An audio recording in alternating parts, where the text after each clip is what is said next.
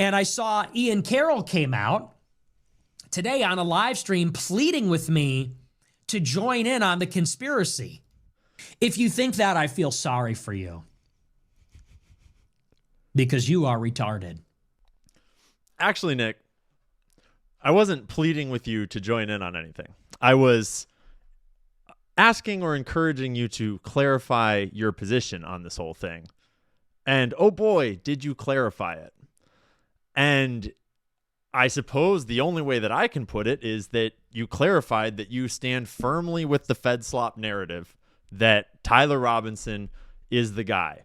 And Tyler Robinson alone apparently murdered Charlie Kirk. And honestly, like I wasn't trying to call you a Fed. I wasn't trying to shit on you. I was trying to actually be quite gracious and quite kind. I praised you multiple times throughout that segment. But in the spirit of your response, in the spirit of calling people retarded who have been going through the evidence for months, where I have seen you produce zero, I thought that I would put it all very plain and very clear for you, Nick, where if you want to see the evidence, I'm about to show you a whole bunch of evidence.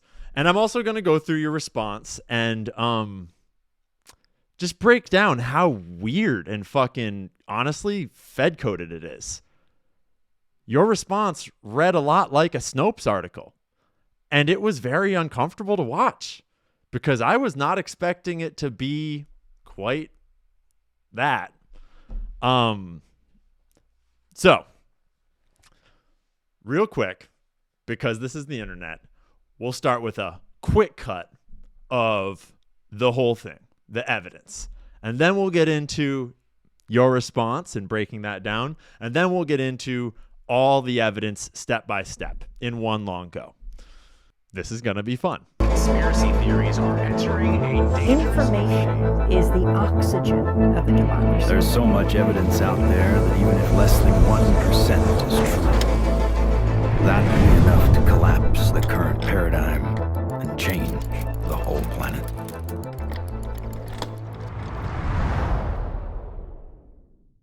Ian Carroll says, we're all over here. Where's our general? Where's our guy? I was just being kind, Nick. You're not our general. You're just a kid in a studio. We're all just individuals out here with cameras. And I was just trying to extend a hand to offer for you not to do this to yourself. Because we all have the internet and we can all look up sources. Based on what they've told us, their crime, their evidence, their narrative, the one that you're shilling for, Nick, it relies on a few very critical pieces of evidence. Remember, Nick, this is the narrative that you're shilling for. And the sources putting it out are the sources that your perspective is apparently aligned with. I'm not saying you need to believe what I believe. I'm definitely not saying you need to agree with Candace Owens. And you're going to notice as you watch this video that none of the evidence I'm going to present is Candace Owens saying things. And I would say with Ian Carroll, where's the evidence? What even is that? Sit tight. We got it coming here for you, bud. So, let's start with the gunshot. His head fell off. I want to remind us all that at the actual scene of the actual crime, there was no exit wound. There was no blood splattered across the white backdrop. Nothing. And the round enters and just absolutely goes through the roast, through the bone of the roast, through the back of the roast, through the Orienta strand board. So if this 30-06 had hit Charlie in the neck the way we're told, it still could have gone through a concrete wall behind him and hit someone on the other side of the concrete wall. That was 3/8 inch. Clean through 1/4 inch steel. Clean through 3/8 inch steel and 1/2 inch steel. Almost, or actually it potentially did actually blow out the side of that. So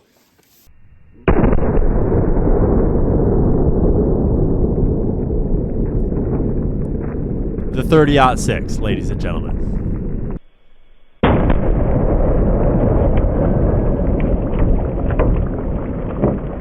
Did you see the spine fly out the back of his neck? Is it possible that a 30-06 round was stopped by Charlie's neck vertebrae? No, it's not. There's a 0% chance of that happening. I'm not sure you know the information on this case, Nick.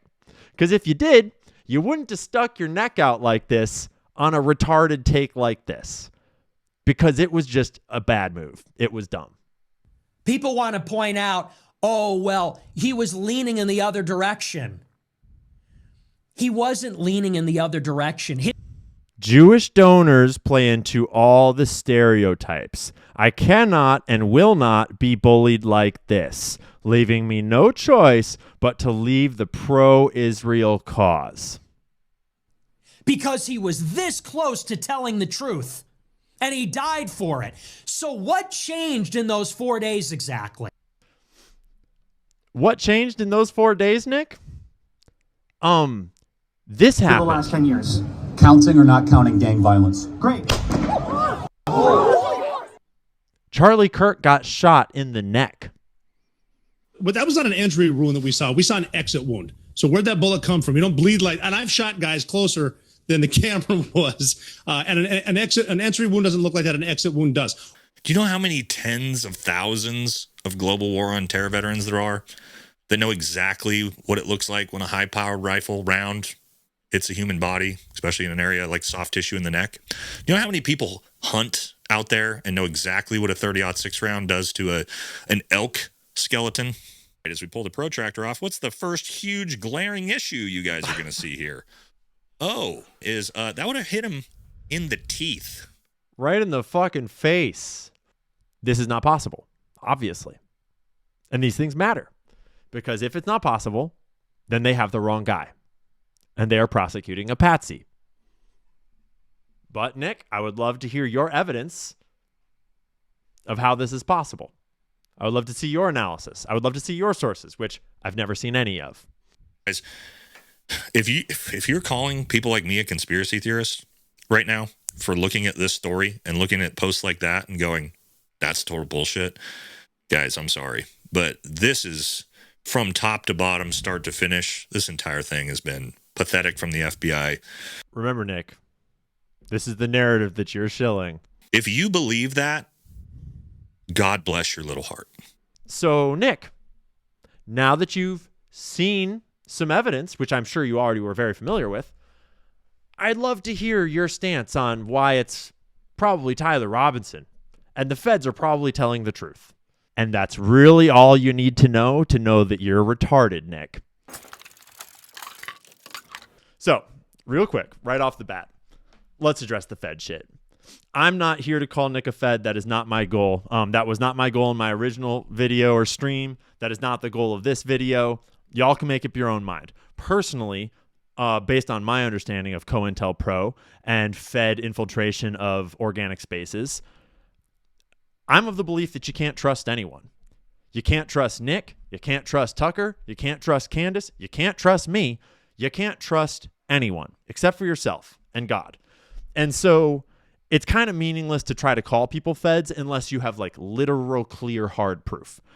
And you should just operate under the assumption that everyone is a fed. And the way I see it, that's a lot like asking an AI a question. It doesn't mean fucking shit unless they can show you sources, unless they can show you where you can go to corroborate the information that they're sharing with you. So, as I always do in all of my videos, ever since I very first started on TikTok, way back, well, not that far back, let's be real, I'm just going to show you the evidence. And I'm going to show you where I'm sourcing my information from. And you can make up your own mind. Because maybe I'm a Fed. Who fucking cares? Like, nothing I'm going to say is going to convince the Groypers otherwise. Nothing I'm going to say should convince you otherwise. You should just take everything with your own grains of salt and look it all up for yourself. I haven't seen Nick produce any evidence on his show at all. And I'm not saying he's retarded. I'm not saying he's not intelligent. Quite the contrary. I'm saying Nick is very intelligent. And that's why this response is really fucking weird. And that's why I made the stream that I did, because if anyone should understand what's going on with American Jews right now, American Jewish billionaires, Zionist donors, and the Jewish state right now, what's exactly going on inside of TPUSA right now, it should be Nick Fuentes. And the fact that Nick is shoveling the Fed slop narrative that Jack Posobiec and Benny Johnson and Tim Pool and Brandon Tatum are all shoveling is really fucking weird. So,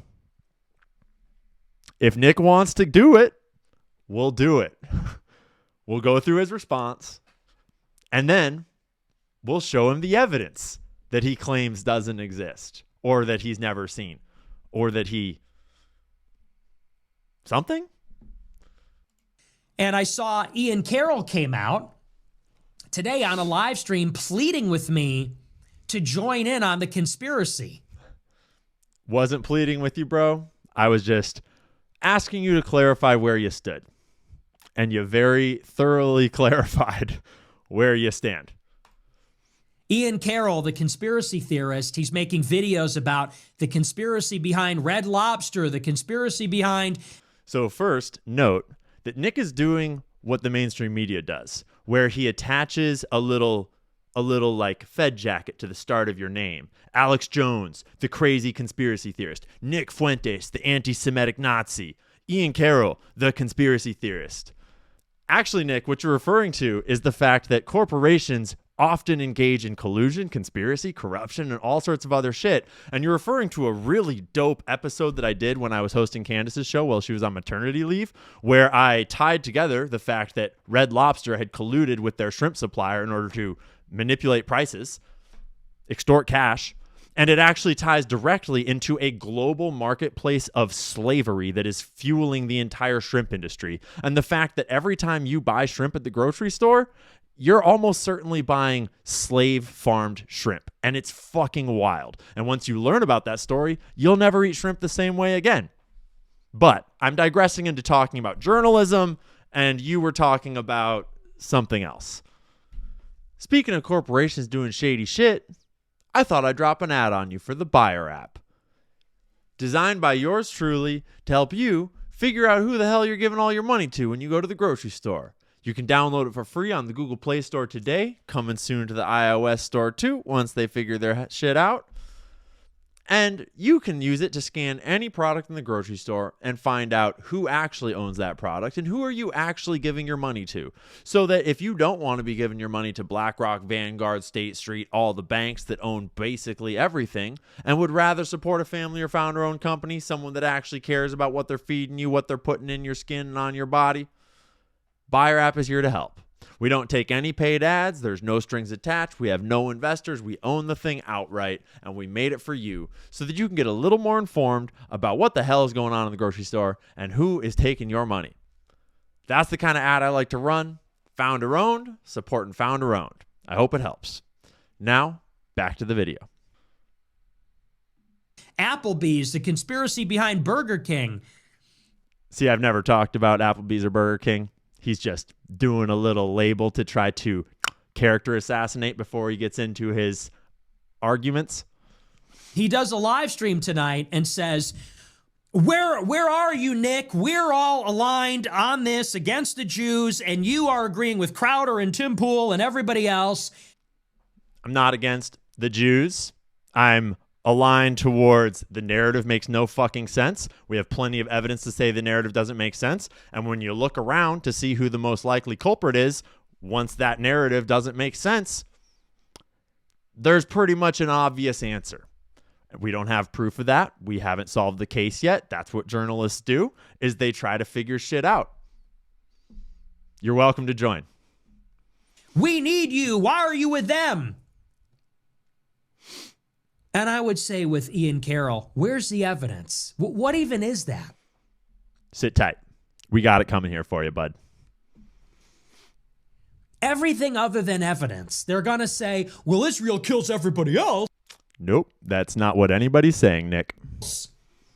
Okay, people die all the time, actually. No shit. People die all the time. And so this is called a straw man argument, where when you don't want to argue the actual points or the actual evidence, you stand up a straw man in the field and pretend like that's the argument that you're opposed to and that the other person's arguing. Then you knock it over. Like, ha, I won the argument. No, sir. That's a straw man. And there are a lot of school shootings and assassinations. This stuff happens with regularity. Was Israel behind Luigi Mangione? Straw man argument. Has nothing to do with this. And by my understanding, no, haven't seen any evidence that Israel was behind Luigi Mangione. Why or why not? Was Israel behind the school shooting in Colorado that happened on the same day? Straw man argument. Haven't seen any evidence. Haven't looked into it nearly as deeply. I have no idea. Why or why not? Was Israel behind the shooting of Trump? Why or why not? Straw man argument. But on that case, actually, I have questions about who was behind that because it was a seriously obvious cover-up. So Israel would be a suspect in my mind, but I don't know. I don't know if any of those people blamed Israel for the shooting of No, I don't think so, really.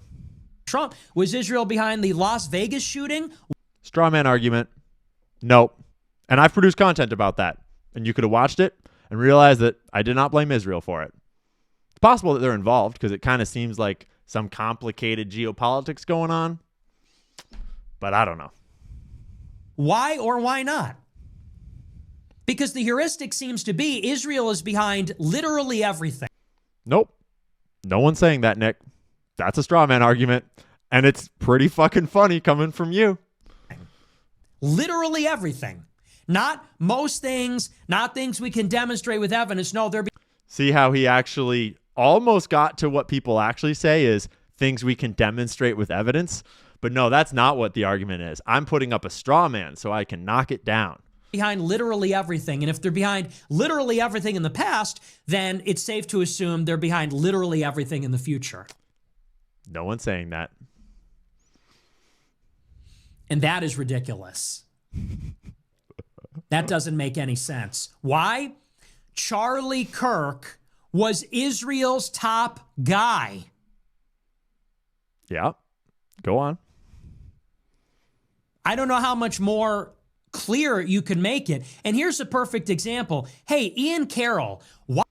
Actually, real quick, before we get to his Max Nordau talking points, let's review something. Charlie Kirk was Israel's top guy. And then we got a leak coming out of Harrison Smith saying, I'm not going to name names, but I was told by someone close to Charlie Kirk that Charlie thinks Israel will kill him if he turns against them. That was tweeted on August 13th of this year, a month before Charlie Kirk was assassinated by Lord knows who. And I might point out that it's a reply to a video where I was supporting Nick and calling out Charlie and Ben Shapiro for not debating Nick. First piece of evidence drops in, but it's just a rumor. Until it was corroborated by multiple sources, by multiple other journalists, multiple angles. Albeit, this reporting was after Charlie Kirk was killed. But let's just say that journalism has been picking up this vibe pretty thoroughly for quite some time. You can read into some of this reporting, and I know Nick Fuentes hates our boy Max Blumenthal, and the Groypers will say he's a Jew. Reporting is reporting, and he's got a pretty good track record. But feel free to discount it and move on to the next source. Charlie Kirk refused Netanyahu funding offer, was frightened by pro-Israel forces before death, friend reveals. A Trump insider and longtime friend of Charlie Kirk tells the Gray Zone how the assassinated conservative leader's turning point on Israeli influence provoked a private backlash from Netanyahu's allies that left him angry and afraid. Charlie Kirk rejected an offer earlier this year from Israeli Prime Minister Benjamin Netanyahu to arrange a massive new infusion of Zionist money into his Turning Point USA organization.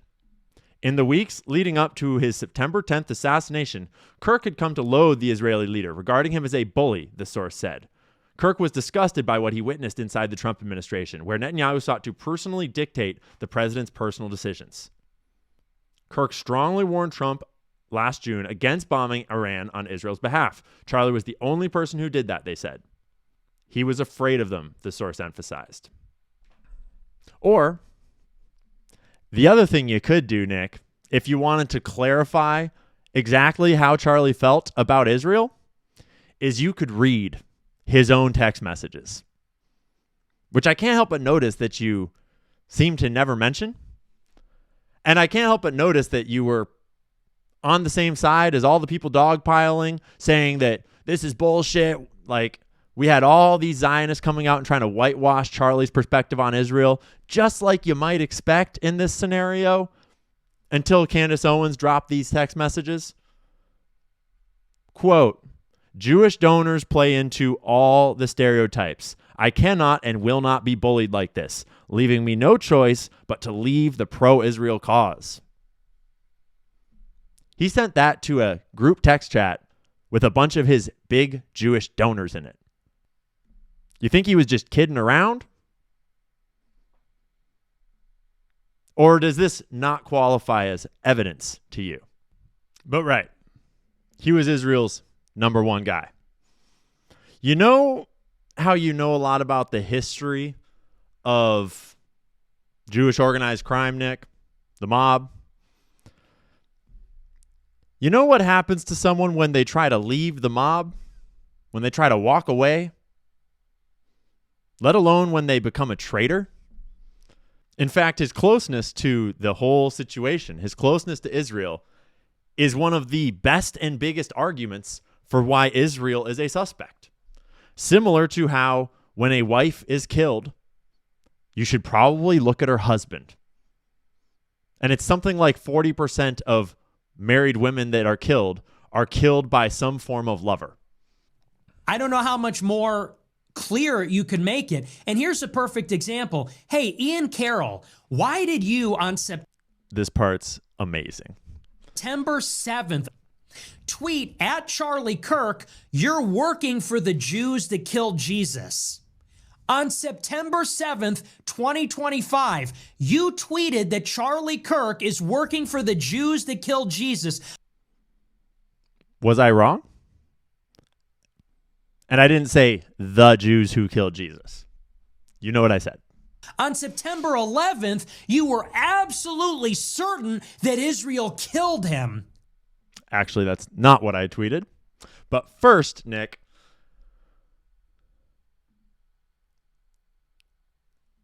isn't it kind of weird that you're using a Max Nordau and Yossi Gestinter and Leo Terrell talking point?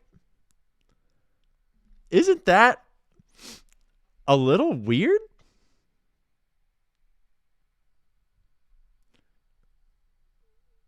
I think that's a little weird, Nick. But let's look at what I actually tweeted. Yesterday was a turning point for Israel-U.S. relations. Less than 24 hours and the internet already figured out who the most likely culprit is.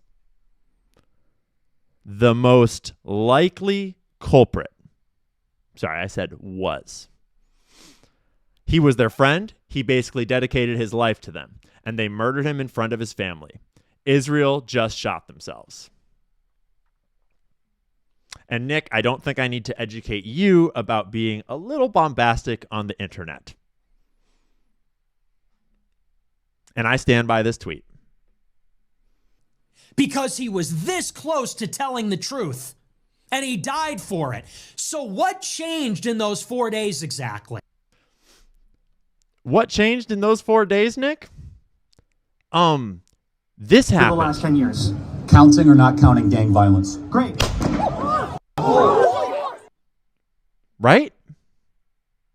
Charlie Kirk got shot in the neck.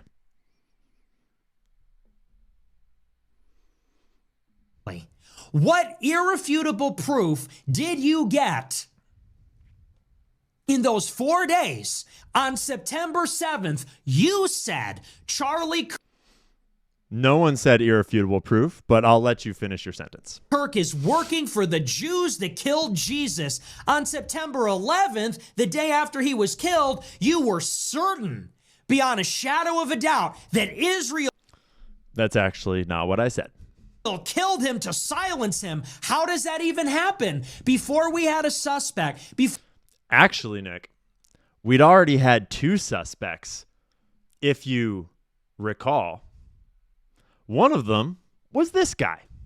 Shoot me! Shoot me! Was that you? We don't know if it's him or not.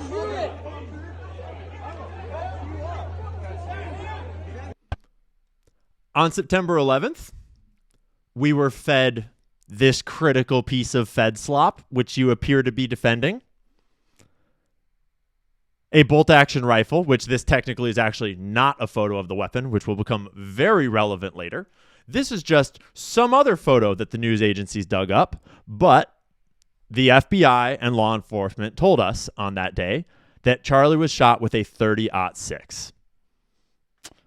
And that's really all you need to know that you're retarded, Nick. And I'm going to get into all the evidence about that in just a little bit. But no, I did not say we have irrefutable proof that Israel has done it. I said that the world had pretty much figured out who the most likely culprit is. And that's because we had already figured out that the narrative that the feds were giving to us, you know, the really trustworthy FBI that you're shilling the narrative of, their narrative was already obviously bullshit 24 hours later. And we had plenty of evidence by then, if you'd been paying attention, to presume that. Before we knew any of the facts, any of it. Actually, Nick, when you're doing journalism, the things that happen each and every moment of an investigation, of a cover-up, those are facts too. Facts aren't just what the FBI tells you are facts. Facts are what the FBI does along the way, what citizen journalists do along the way, what videos come out, all information. And by then, we had 24 hours of it, and that's all we needed to know. You knew for sure they did it. So, do you have ESP? Are you omniscient? Do you have telepathy? See his rhetorical techniques here? I don't think so. This is a grift. Who do you think makes more money online, Nick? You or me? This is a grift. It is intellectually lazy. Then I presume that because you're not intellectually lazy, you'll watch this entire video to the end and watch all of the sources that I'm going to show you. And maybe you'll even read some sources for yourself. It is dishonest. Nope, haven't lied. You are making assumptions that you cannot rationally make. Let's keep that in mind. Assumptions you cannot rationally make. Rationality is going to be a big part of this conversation. And if you want to destroy your credibility, that's fine. Not bothered. Very proud of the content I've put out. About to be very proud of the content I'm about to put out. Have at it. Show us your sources, Nick. If you want to destroy your credibility by blaming Israel for killing the #1 Israel defender in America, that is your business. But don't try to rope me into it and guilt me or whatever it is you're trying to do, saying, Actually, Nick, I was trying to extend a hand to you under the assumption that you're an honest and good actor to encourage you to look at the evidence before you do this. Because we all know the evidence. And you seem to be under the impression that I'm arguing right now that Candace Owens is right about everything. And that is not at all what I'm arguing. And you're going to notice as you watch this video that none of the evidence I'm going to present is Candace Owens saying things. It's actually almost all sourced from before she even said a word, because she took a whole week off. And we were all busy figuring this shit out before she even entered the fray. We're all on this side and you're over there. I've been over here, bro. Where were you? I've been over here. I was at Charlottesville. Kind of a funny point. But you're right, Nick. You've been in the game for a long time. And you might have noticed that I specifically praised you for how long you've been in the game. I've been pretty outspoken in my support of Nick Fuentes. I've been pretty into Nick's rise, and regardless of disagreements about specific things that Nick says, I'm pretty much generally excited that Nick is entering the mainstream and the normal conversation. I like how Nick forces us all to challenge our ideas and forces people to think more critically about ideas that we didn't even realize we should be thinking about. I like that his ideas are controversial. I like that they're complicated and they're backed up by a intense intellect. And I like that he has the backstory of 10 years of hard work to make it happen. There's a lot of things I like about Nick. And obviously, the thing that most of us like the most about Nick is his stance on Israel. I need to kind of amend that statement now that you've made a more complete one. We really admire and like, at least I really admire and like, the intense intellect you apply to your opinions usually. Except this one is a glaring departure from that norm, Nick. And it's kind of awkward. And that's why I'm saying this. Because it's really fucking weird, dude. It's really weird. And I know I'm not the only one that is noticing. Lest I remind you, where were you in 2017? Were you at Burning Man? Sorry, were you in some commune in Portland? I was at Charlottesville in 2017. I love this part. I'll tell you where I was in 2017 in just a second. And Nick's not super far off the mark, which I think is hilarious. He goes, we're all over here fighting the good fight. You and who? Real quick. Let's just remember. You can be based, you can be cool, you can be red pill distributing for generations as far as I'm concerned, and you can make one wrong handshake, one wrong mistake, and sell your soul. And I'm not suggesting that Nick has shook the BB hand, so to speak. That's not what I'm suggesting. I'm just pointing out that plenty of based motherfuckers have fallen off. And just because you've been here for 10 years doesn't mean you get a free pass on telling everyone what we're supposed to feel about Israel, Zionism, Jews, Charlie Kirk, etc. You're going to need to show some evidence each and every time. Because I don't trust you. I don't trust anyone. And none of you should trust me. You should all judge the tree by its fruits. And when the tree starts shaking the wrong fucking hands and hanging out with some fetty fucking shit, you should ask some questions. Okay?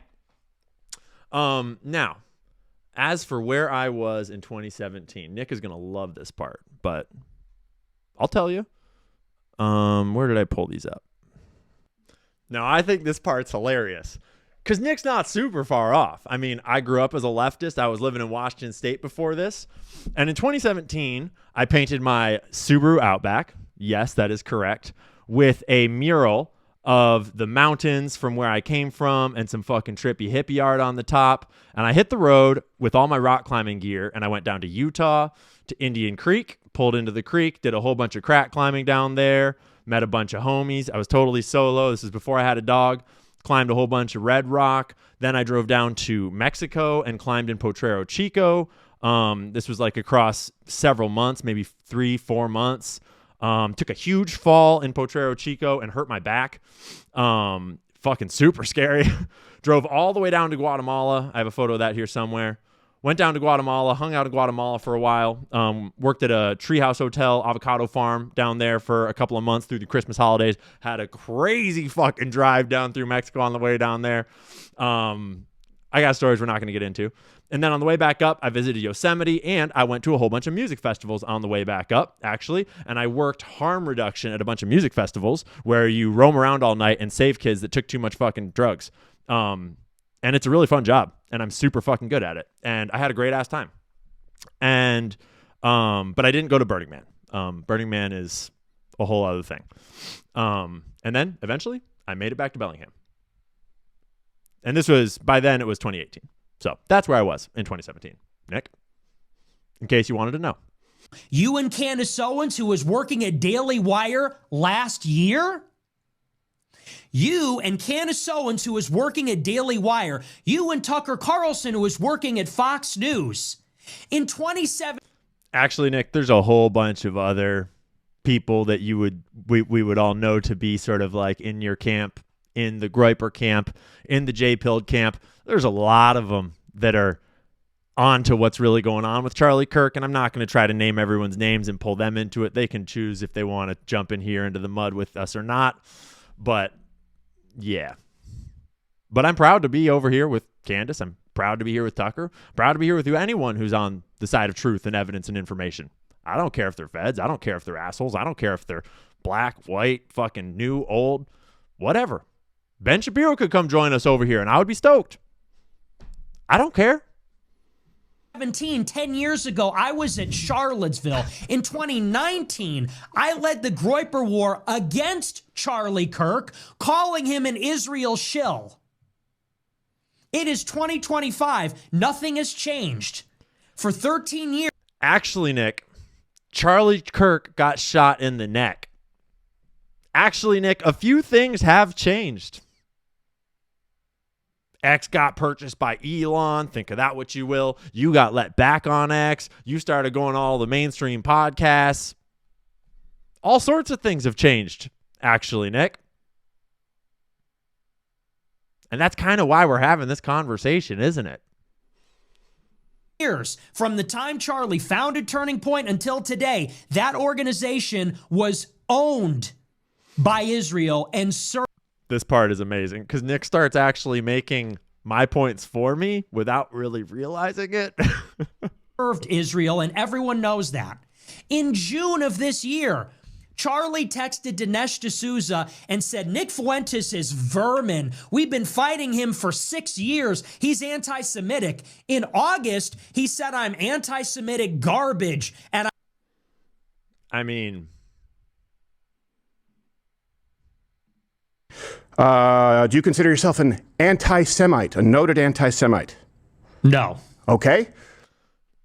I guess Charlie got that one wrong. I need to be censored, and he would never debate me. That was in August. People want to point out, oh, well, he was leaning in the other direction. He wasn't leaning in the other direction. He wasn't leaning in the other direction.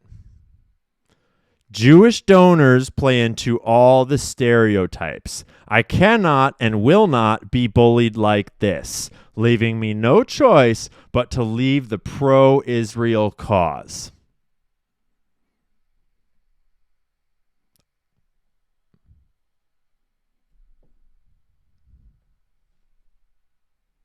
All right, Nick. His right-hand man, Andrew Colvin. I love this part. It comes from Salem Media. We know. Andrew Colvin, you know, the one that tried to cover this text message up after Charlie got killed. The one that we've all been suspicious of from the start of this whole thing. Yeah. This Andrew Colvin, right? To address some of the things that have been going around on public, namely about a group text chain that has been made known and released by Candace Owens.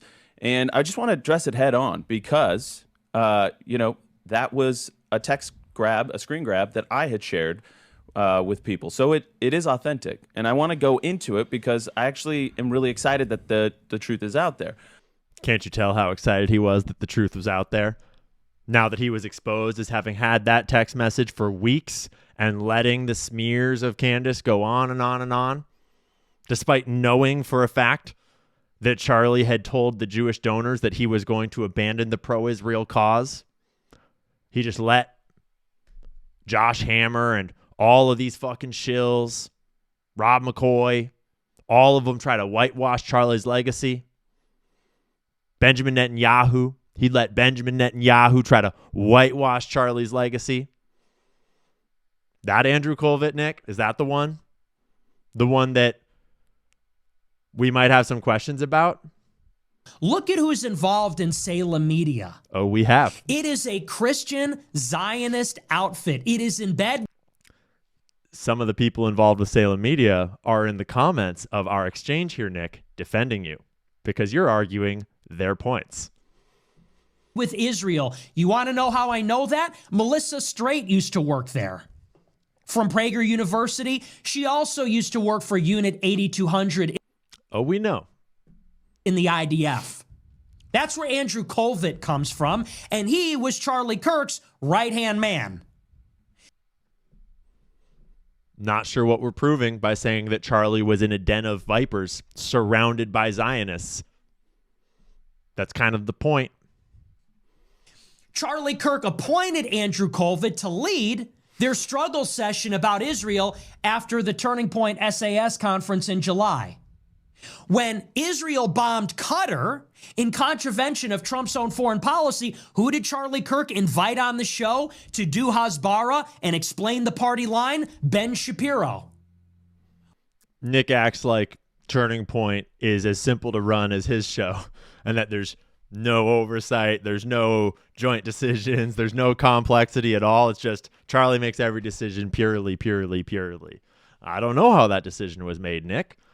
Speaking of bombing places, what did Charlie do when we were talking about bombing Iran? Do you know what Charlie did when Trump was going to bomb Iran? While Charlie Kirk played devil's advocate, he lended his platform to Ben Shapiro to give Israel's position. And on Wednesday, the day he was shot, Charlie Kirk met with his rabbi to prepare him to defend Israel at Provo.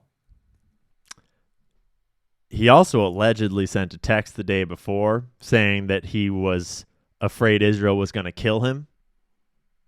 Might have even said tomorrow, depending on what those texts say. We haven't seen them yet. I suspect they're out there, but we'll find out, won't we? As he was writing his forthcoming book about the Jewish Sabbath. And this is the guy that was martyred for fighting Israel? Yeah, it is. Because you damn well better kill him before he flips. And we have all the proof we need to know that he was flipping hard.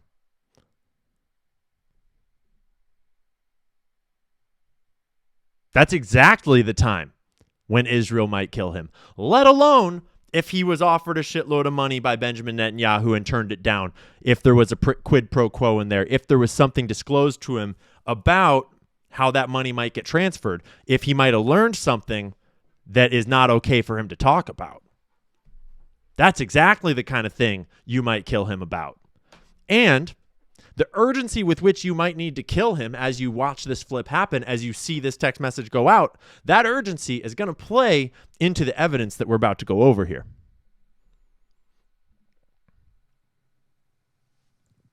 If you think that, I feel sorry for you. Appreciate it, bro. Because you are retarded. Ian Carroll says, we're all over here. Where's our general? Where's our guy? I was just being kind, Nick. You're not our general. You're just a kid in a studio. We're all just individuals out here with cameras. And I was just trying to extend a hand to offer for you not to do this to yourself. Because we all have the internet and we can all look up sources. And a lot of people are going to agree with you, and that's fine. A lot of people are going to call me names. That's fine. Not worried about it. Because I cite my sources. And I stand by them. And if you have a better set of sources and a better understanding, then I'll agree with you. And you've convinced me of many topics in the past where you had a great take, and I looked up the sources to try to corroborate your take, and I changed my mind. And something tells me that that's not what's going to happen on this one. I'm right here where I've always been, following the facts, following the money. You sound like Kash Patel, bro. I'm right here where I've always been, following the facts, following the money, looking at the information. Looking at the information. That's what got... Looking at the information, eh, Nick? Hey, Nick, if we were sitting down right now live and I asked you about the information of this case, do you think you would know it? Do you think you would know any of it? Would you know about the evidence that was mentioned in the affidavit? Would you know about the various video recordings of Tyler Robinson's car driving through the neighborhood, of allegedly Tyler Robinson walking through the neighborhood? Would you know about the timeline? Would you know about the foreign planes? And have you actually looked up that data for yourself? Would you know about the various military experts, Green Berets and such, who have been shooting combat dummies with 30-06s and every other type of round under the sun to try to recreate this shot, which is not real? Would you know any of this stuff? Because I'm not sure you would. I'm not sure you know the information on this case, Nick. Because if you did, you wouldn't have stuck your neck out like this on a retarded take like this. Because it was just a bad move. It was dumb. And you're not dumb. Which is why I was so surprised that this was your response. Got me here light years ahead of you, light years ahead of Candace, light years ahead of Tucker Carlson. Now all these interlopers are going to come in and tell us that our ideology is about Netanyahu. That was a really interesting phrasing, Nick. Now all these interlopers are going to come in and mess with my cult and tell us how to think. I'm the only one that can say how we're supposed to think about the Jews. That's a weird phrasing, bro. And I'm certainly not saying that I'm the one that's going to tell you how to feel about the Jews. I'm just a guy. I think you should probably do your own research and come up with your own conclusions about how to feel about the Jews. But you should probably be careful of gatekeepers, especially when it comes to a topic like the Jews. So just think carefully out there, guys, for yourselves. And don't let people gatekeep information.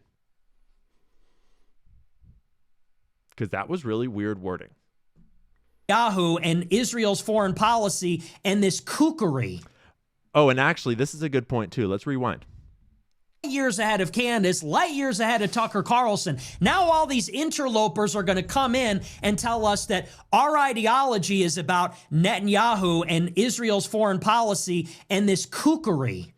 Actually, Nick, I specifically elucidated that that is not your ideology and that yours is much more complex than that, much more interesting than that. And it had actually changed my mind when you have spoken about it. This specific issue right here, this issue is the exact example of why your point, specifically your point, that it's not just the Israeli government, it is also American Zionists, American Jewish Zionists, and this network that they have built inside of America on behalf of this foreign state, because that's what TPUSA is exactly. If there's any moment in time when America has a direct, obvious example of what you have been championing for years, it's right now with Turning Point USA. And suddenly everyone else is gone. Like, everyone else has gone off to fight it. And you are not there. Right? This is the perfect example of your espoused ideology, or at least what I've been hearing you say on your show for the last months and months and months.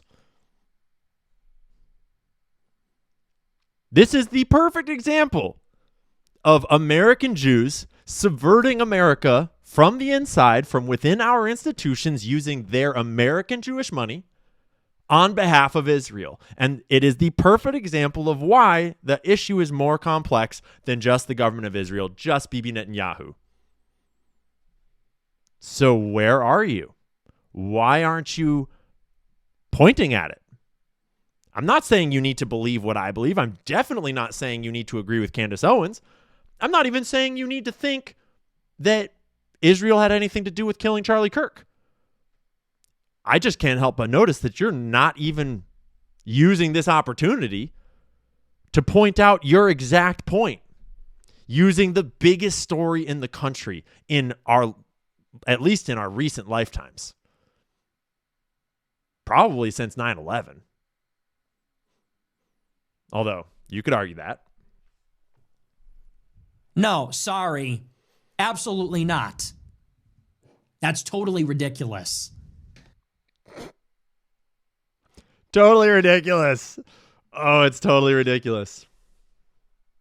So, while Nick is out here following the facts, looking at the information, following the money? I've been compiling sources that you all can double check for yourselves. Because it seems to me like we have a distinct lack of sources in Nick's video. And I kind of wonder if he has any. So now, let's get into the second half of this whole situation. The evidence. The evidence that, Nick, you seem to claim there's none of. The evidence that you seem to be familiar with and familiar that there's none of it. So let's lay some ground rules here. We're not going to cite anything from Candace Owens. We're not going to try to evidence Candace Owens' theories at all, because actually that's not at all what we're talking about. And let me briefly explain why that is and why that matters and how I see it. You are all welcome to see it however you want. And then we're going to take a trip down memory lane back to the early weeks and months of this investigation and remind us all what the base layer issue with the Fed slop narrative is, because I think we've all lost track of that while we followed the story forwards into trying to figure out what did happen. But before we tried to figure out what did happen, we all worked on figuring out what didn't happen. And pretty much everyone under the sun with any expertise, as long as they weren't Jewish, a Jewish Zionist, a Christian Zionist, paid by TPUSA, or Israeli, or our own government, as long as they were not those things, they pretty much all came to the conclusion, pretty much, that this shot was not the shot they said it was, that the rifle could not possibly have been the rifle, and that basically everything about this screamed a cover-up of something much bigger than a lone gunman. Let's assume that you didn't know anything about JFK or the history of political assassinations. Let's assume that you didn't know anything about a patsy or how that works, Sean Ryan. Let's assume that you were naive to all of that already might have gotten you suspicious. And let's just take it back to basic facts, ballistics, evidence, science, stuff that we can all see and understand. So, clarification. The FBI told us a very specific narrative. Not immediately, but over time they developed it, and then they produced an affidavit and they charged Tyler Robinson with the crime alone. Based on what they've told us, their crime, their evidence, their narrative, the one that you're shilling for, Nick, it relies on a few very critical pieces of evidence. And those specific pieces of evidence are some of the weakest and most flimsiest ones in the entire thing. And so, what I'm endeavoring to do here is not to prove Candace Owens is right. I don't even think Candace is right about everything. And I don't think that Candace even thinks that Candace is right about everything. This has nothing to do with her. What I'm here to do is to prove that you're retarded if you think that Tyler Robinson took this shot with no help from anyone else. And especially if you think that the FBI is telling you the truth. Okay? Fair? Because you very clearly laid out that that is your belief, unless I'm misunderstanding your words. I would hope that I am somehow wildly misunderstanding your words and you're not this retarded, Nick. So, some of the key pieces of evidence in the Fed narrative, the way that I see it, is first and foremost the rifle. This is standard for any murder investigation. The weapon. The weapon that links the killer to the crime. Okay? We'll get to that in a second. In this investigation, we have footage, which is pretty significant, but it might not be the most conclusive for either side of the story. Tyler Robinson allegedly confessed to his parents, and that's going to be a big piece of this story, because obviously a confession would be a very big thing if we had evidence that it had happened. Him turning himself in would be great evidence, but we have questions about that as well. He sent a bunch of text message confessions to Lance Twiggs, which we'll talk about. He had Discord logs where he allegedly confessed to the crime, which we'll talk about. He left a note under his keyboard, which we'll talk about. And there was DNA left at the scene of the crime on a screwdriver, allegedly, sort of, on the rifle, the towel, and I guess that's it. The screwdriver's a little fuzzy. And then his car was seen on doorbell cams near the scene, etc. There's a few other pieces of evidence, but these are some of the main pieces of evidence that link Tyler Robinson to the scene of the crime. If I missed any, let me know. I just threw this together from memory this morning and then compiled all of these from my other notes. So let's start with the gunshot. The very first thing that the whole world saw. And the gunshot was, in my opinion, suspicious to begin with. Getting shot in the neck could indicate human error. I didn't get the vibe, but I'm no expert, so we're going to consult some experts. But once the FBI told us what rifle was used, told us where the shot was taken from, shit gets downright impossible. And so let's look at a little bit of evidence. And once again, I'm no expert. I am no combat veteran. I'm no marksman. I don't own rifles. So we're going to defer to the experts, which, Nick, I'm sure you're not one of. This is from the channel One Shot TV. .6 ball round blew through 20 pounds of meat and 2 beef femur bones. So those are not easy to stop. I'm hoping this one will give us a slightly different result. And I'm gonna aim towards the front left of our ballistic dummy neck, 45-degree angle, and we are shooting slightly downward as well. So I also have to hit the vertebrae because that's allegedly what redirected this bullet.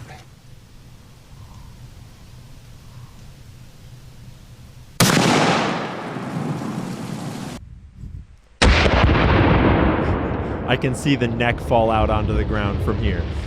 Well, we definitely penetrated our water jugs, and I don't think this is gonna help to stop the conspiracy theories. His head fell off.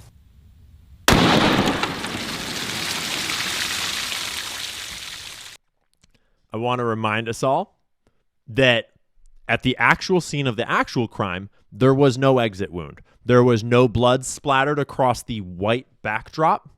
Nothing. The bullet apparently was lodged inside of him. And we'll talk about the autopsy in a little bit.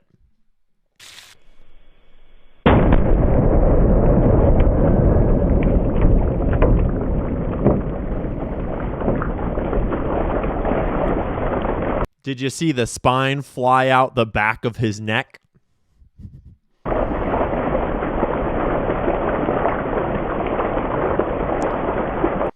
But I want to go to his actual channel. Welcome back. Thank you for watching. And watch a couple sections of his actual video because there's a lot more that he does in that than just that clip. Set this one up. I have our ballistic dummy bust on a table in the front. I do have it slightly angled so we can hit the target that we're aiming for. Behind it, I have 3 5-gallon water jugs, just in case the bullet over-penetrates. Maybe we'll get lucky and actually capture it. Unfortunately for this video, I'm not gonna be able to take the shot at 140 yards. I got too many cameras to operate. Trust me, it's a chip shot. There's gonna be almost no difference between 30 or 40 and 140. It's a 1,000-yard gun. So we might be gaining a few feet per second, but ultimately the result will be very similar.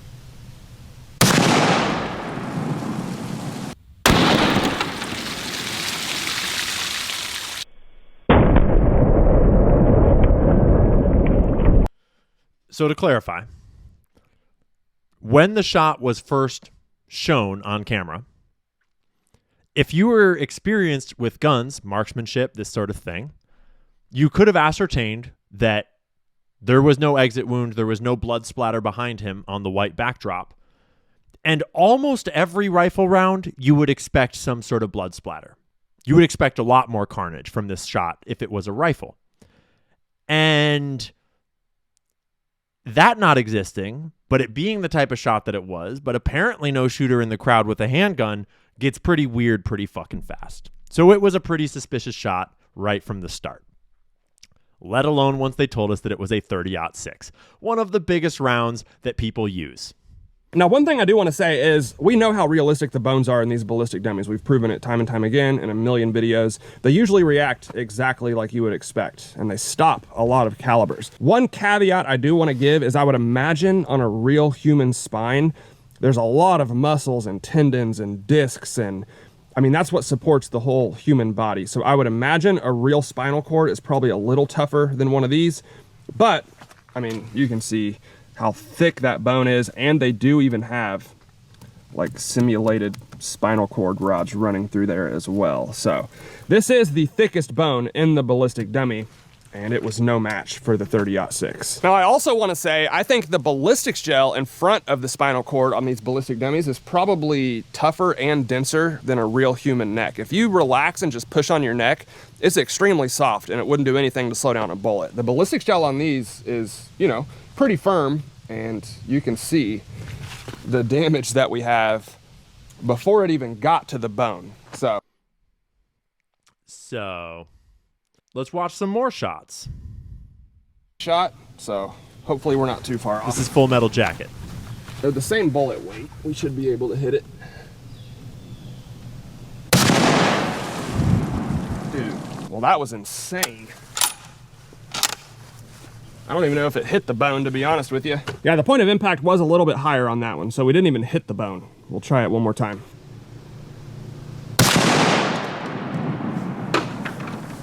Well, the fact that I saw the spinal bone fly up in the air and then I heard bone fragments landing on the table, it's not a good sign.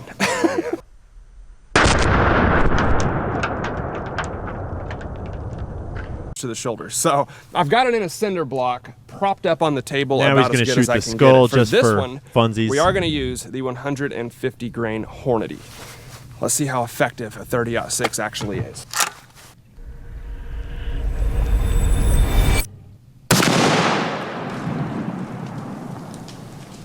Wow.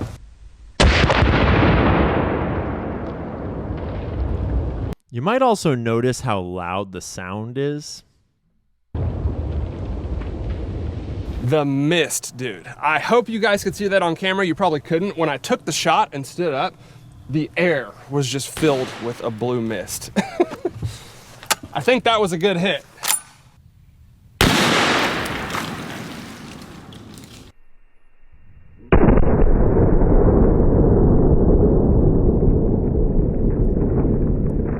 The 30-06, ladies and gentlemen. I will reiterate what I said earlier. I fully agree. A 30-06 stopping in the body, especially the neck, is extremely unlikely, but I still don't think it's impossible. We don't even know what kind of bullet was used yet, so it's hard to say for sure that they're lying about that. I would give it like less than a 1% chance. Very unlikely, but that doesn't mean it's impossible. And just to be clear, I'm not saying that they're not lying or there aren't inconsistencies in this story. There clearly are, but as far as the caliber debate itself, I don't think it's completely impossible. I think pretty impartial guy. This next piece is really important, though. It's extremely unlikely. I'll go ahead and quickly tell you my thought process on this. You can call me naive, whatever you want to say, but if this was a planned assassination, you know, name a foreign country, government agency, whatever, why would they lie about the caliber? Like, if they planned the entire thing, why not just plant the correct rifle on the patsy that you've chosen and then say that was the caliber that was used? Why? That's not a naive question. That's a super intelligent question, actually. And in order to answer it, I believe that you need to have a firm grasp of the history of assassinations and of how patsies get set up. Because setting up a patsy is not easy. It's actually super fucking difficult. And in order to get all of the pieces in place that you need in order to have a patsy in the right place, at the right time, under the right circumstances, where the case will actually look legitimate and stick, is hard. Especially when you have to navigate it on short notice to a specific event. And so, if we found out that Charlie Kirk was changing his stance or knew something that he couldn't say, or there was some reason why this hit needed to go through, you would have a time clock start. And you would need to have him in a place where you have a patsy prepared within a certain amount of time. And I suspect that the type of network that authorized this hit has patsies kind of in the works around the United States and maybe around the world kind of at all times, but you still would need to get them into position. And if the schedule is the schedule, the events are the events, you got to work with whoever you got wherever he's going. And Utah, I guess, was the best place. My presumption is that Tyler Robinson was the closest, best fit to the bill, and he happened to have this rifle that would really clearly pin the crime on him. This is just my theory. So you have to now match the crime to a 30-06 as best as you can. And the complexity of doing that is why big political assassinations tend to be super fucking weird and tend to not actually fit the narrative that the feds give us. Think JFK, for example, which, Nick, I'm sure you're familiar with JFK and the magic bullet. And it's kind of weird that here we are in 2025 with another magic bullet. And a rifle that is an heirloom hand-me-down to Tyler Robinson that explicitly links him to the crime, but somehow doesn't exactly just perfectly match the crime. And somehow we magically don't have any bullet from the crime scene in order to confirm that it was fired from that gun. And they paved over the crime scene 5 days later, on a Sunday, no less. But we'll get to that a little later. Great question, great video, One Shot TV. Hit subscribe, like, and maybe share it if you want to. I'm going to go and get another drink real quick, and then we'll get to the next one. And just a quick second to remind us all, why am I belaboring the point of these shooting videos that happened ages ago? This is old news, right? Right, exactly. That's the point. Because if the bullet from the gun that we're told was used, the gun that links Tyler Robinson to the scene, the story that the official narrative has put forward as their evidence to put this man in jail and maybe give him the death penalty, if that bullet cannot possibly create the wound that we saw for multiple reasons, then the whole thing is fucking fake. Okay? It only takes one break in this official narrative, especially one this big, a hole this big in the narrative, so to speak. That one hole in the story makes the whole story bullshit. Okay? And it makes the whole thing a cover-up. It doesn't mean that Israel did it. It doesn't mean that Candace is right. It doesn't mean any of those things. But it means that the official story is bullshit. And it's not hard to figure out that the official story is bullshit. And that's why we're belaboring the point, going back to the original evidence, which I'm sure you watched, Nick. And I'm purposely letting experts tell you all about it, because I'm not an expert. This is what we would call evidence. Next, we're going to watch a video from one of my favorite people on the internet, and especially on this topic, Nate from Valhalla VFT, who is a trained combat medic, an ex-Green Beret, multiple tours of duty. He knows his shit. And you couldn't get a better expert opinion than a guy like Nate. And Nate ran some tests. All right, we did the pumpkin. Next up, the sheep shoulder blade. Definitely thick bone, about twice the meat mass of a human neck.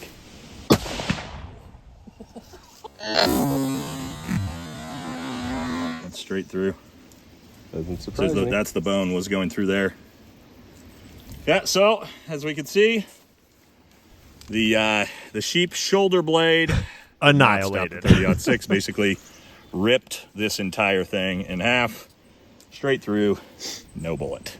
Now we're going to attempt these beef vertebrae, which are, if you look at these things, incredibly thick, 2-3 inches thick at some of the bigger parts. Brian was telling me that butchers can use concrete saws to saw through this, so a little bit stronger than a human neck. We're going to check that out next. All right, so here we go. Next test, cow neck vertebrae. So, as you can see, the cow neck vertebrae stood no chance. Ripped in half, and as you can see, even clean through, damage straight through the cardboard. Again, and you can see how thick this bone is, guys. It's almost 2-inch thick, straight through. All right, so here is the real test. This is a cow femur. Let's give it a shot. Yeah, that's a little different. Okay. There you go. Maybe I did miss. No exit wound, no blood splatter. All right, so let's see the damage. It's literally in pieces. So here you go. Where Brian hit that directly in the center, literally exploded that cow femur in half, blew straight through. More. Now, we're not only going to take a cow femur, but for anybody that says, wow, there's no meat, we're going to slap on a fat 4 inches of beef in front of the cow femur and see what happens. And then give him thick skin. A bone significantly stronger and thicker than Charlie's spine. A bunch of meat significantly thicker and stronger than the front of Charlie's neck. Tape for skin, significantly stronger than Charlie's skin. Skin like Nate.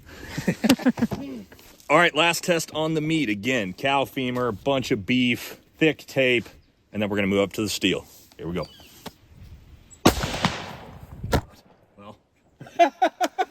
Well, they can't. Everything exploded. All right, let's check it out.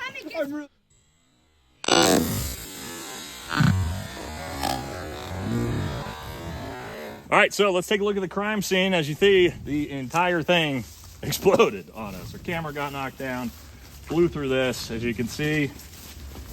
All right, here we go. Here's our cow femur. The damage to that. Literally snapped in half, and then our neck. Remember, that was like a regular looking roast that we built before they nice, shot solid, it. thick 4 or 5 inches of meat, absolutely obliterated. So yeah. Next we're gonna test the steel theory. So we're gonna actually shoot steel and see what happens. All right, guys. So if Charlie had a neck of steel, as we've been told, what would happen if you shot a steel neck with a 30-06 round? Guys, now we're going to test literal steel. 1/4 inch, 3/8, 1/2 inch steel. Let's see what it can do.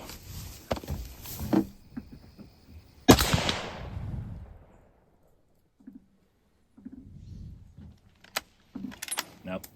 You hit it?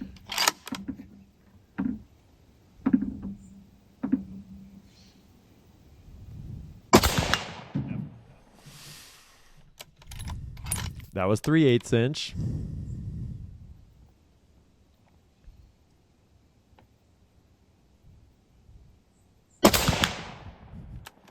Bro's a pretty good shot. All right, so let's check out what 30-06 did to literal steel here. We have and thank God we got an actual.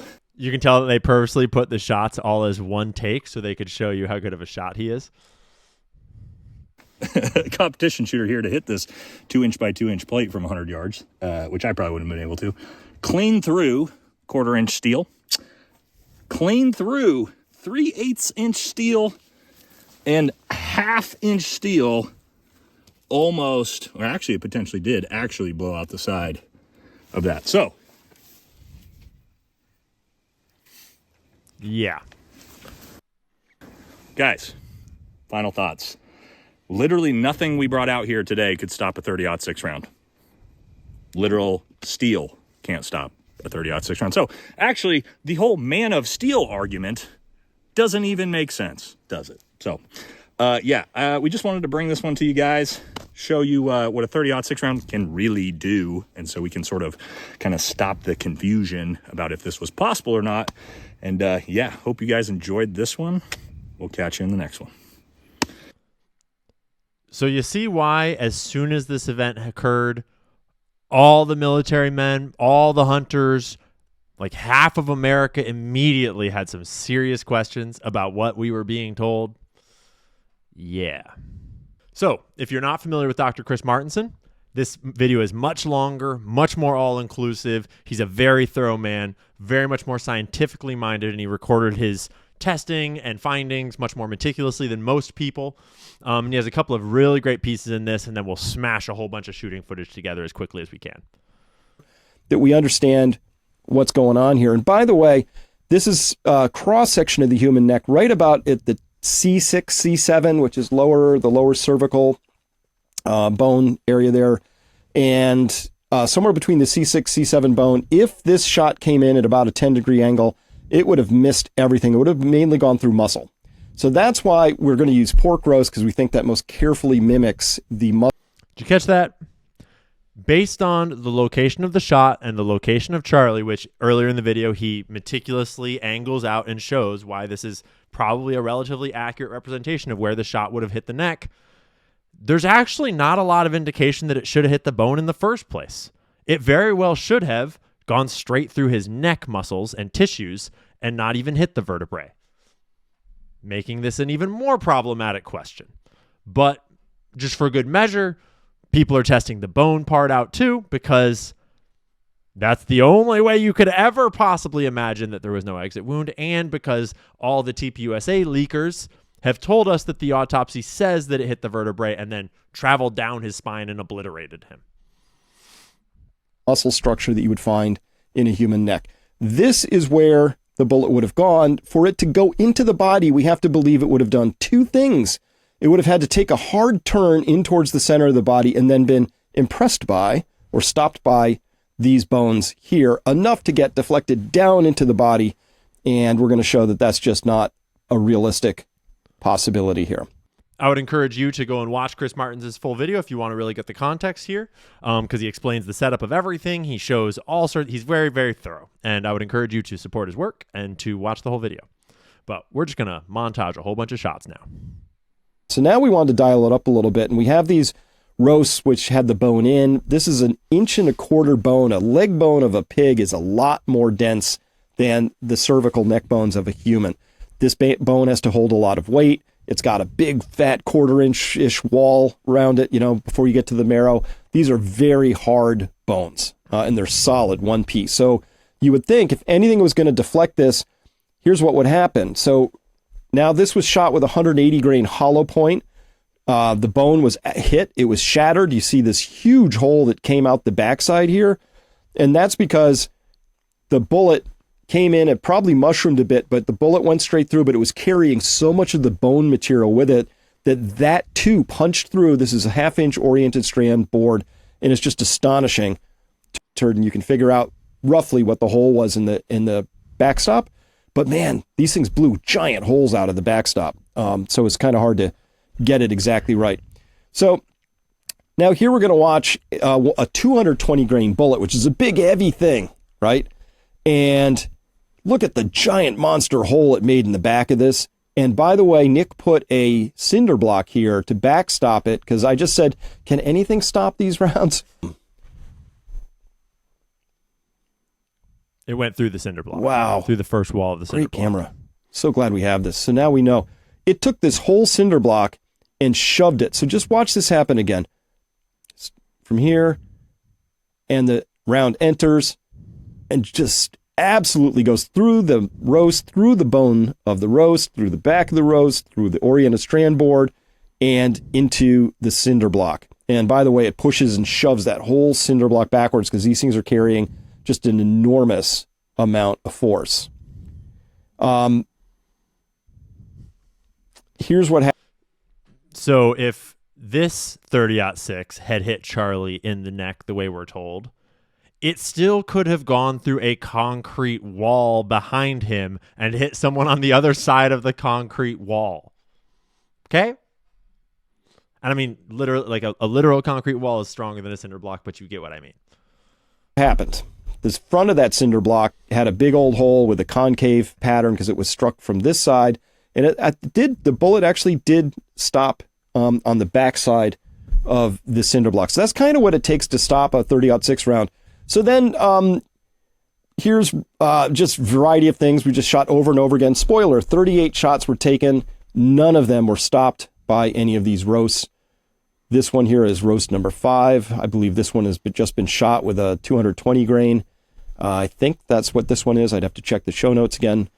38 shots were taken. None of them were stopped. Next.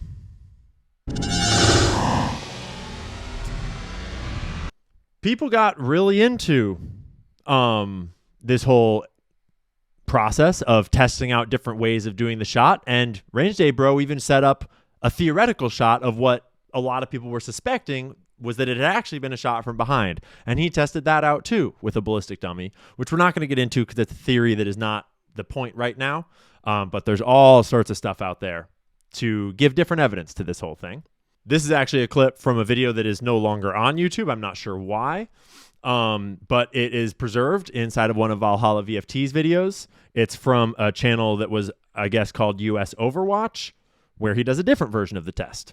A day ago, very good video. Let's check it out. I'll put his link in the pinned comment and description if you want to watch the whole video. So our first shot will be a cold bore shot, and we will just see what kind of results we are able to duplicate. All right, so he's got some very thick bone here across the strap of this dummy. Obviously, this would be far thicker and stronger than a human vertebrae in the neck. I know the bone doesn't look super, it looks hollow, but this is way stronger than a human vertebrae in a neck. Let's see what this 30-06 rounds does to it.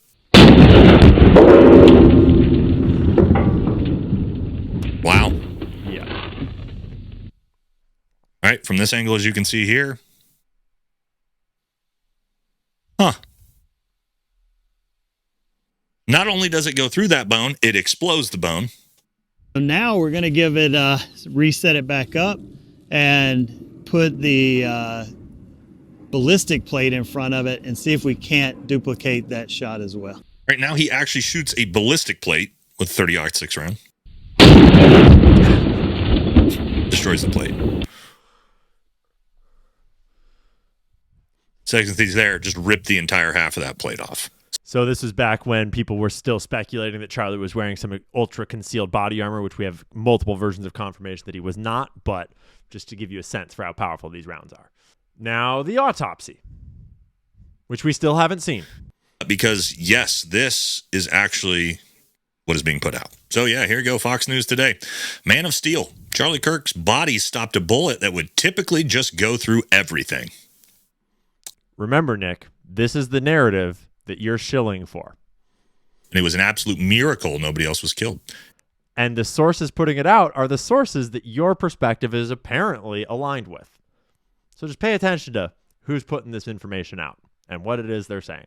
His surgeon told Turning Point USA. And another one, surgeon says Charlie Kirk's neck stopped a bullet from killing anyone else. He's like the Man of Steel. I'm blown away by how stupid this is. They are now going to tell us that Charlie Kirk took a 30-06 round to the neck from 150 yards, and his neck stopped the bullet. No exit wound, no pass-through. They found the bullet just beneath the skin. Guys, I'm going to be honest, had some people send me this last night when it first dropped. I remember I was sitting on the couch next to my wife. She showed it to me. I read it, and I said, oh, that's so dumb. That's obviously fake. There's no way that's real. And I just moved on with it because it was just, this was so outrageously stupid that there was no way. There was no way that this was a real post. And then I wake up this morning to hundreds of you guys emailing me and messaging me this exact thing, that yes, this is in fact real. And I believe, as far as I know, Andrew Colvett here is the executive producer at Turning Point. And he put this post out last night. Let's make our way through it.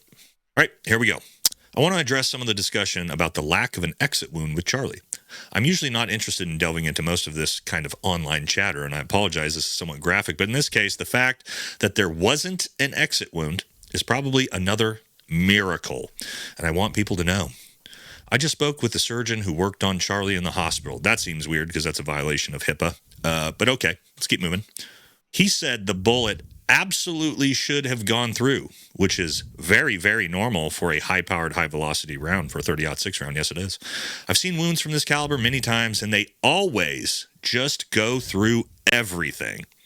This would have taken a moose or two down, an elk, etc. Yes, a 30-06 round can penetrate through and through an elk. We'll talk about that here in a little bit. But it didn't go through. Charlie's body stopped it.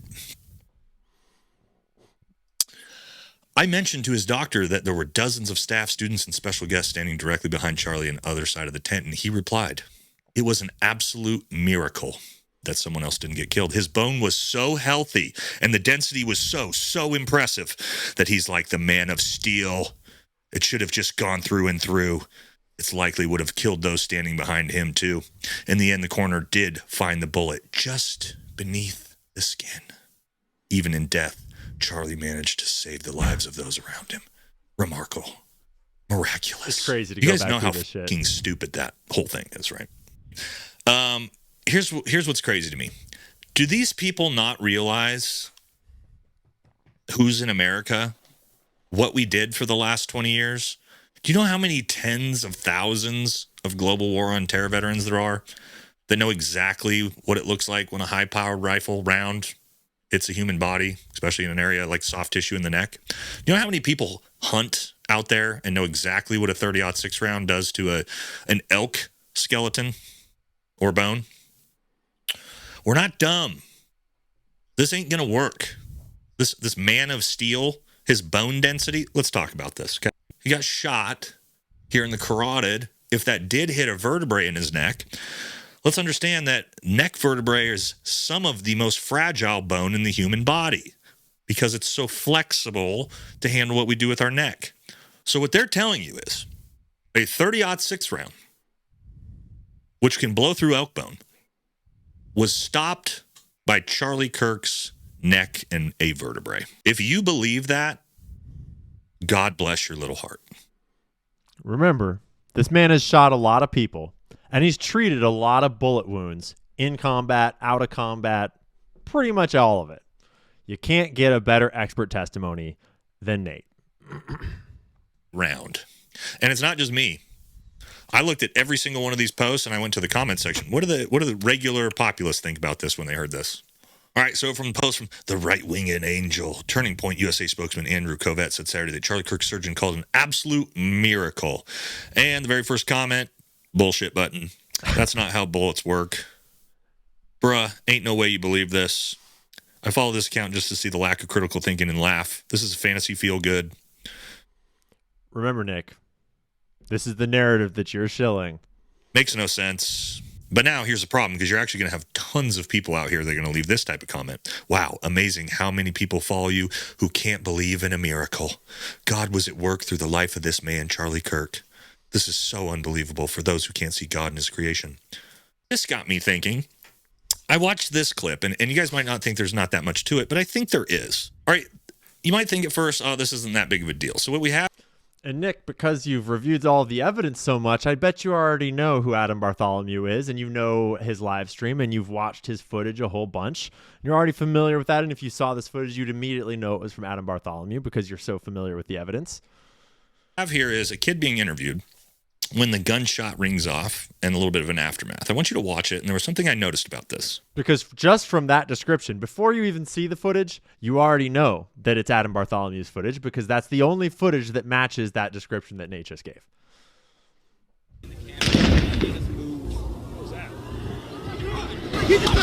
Okay, why is this important? Pretty weird. You hear the gunshot ring off. It's not that loud. The kid being interviewed and the people behind him don't even flinch. They don't move. They don't go, what the was that? I'll play it again.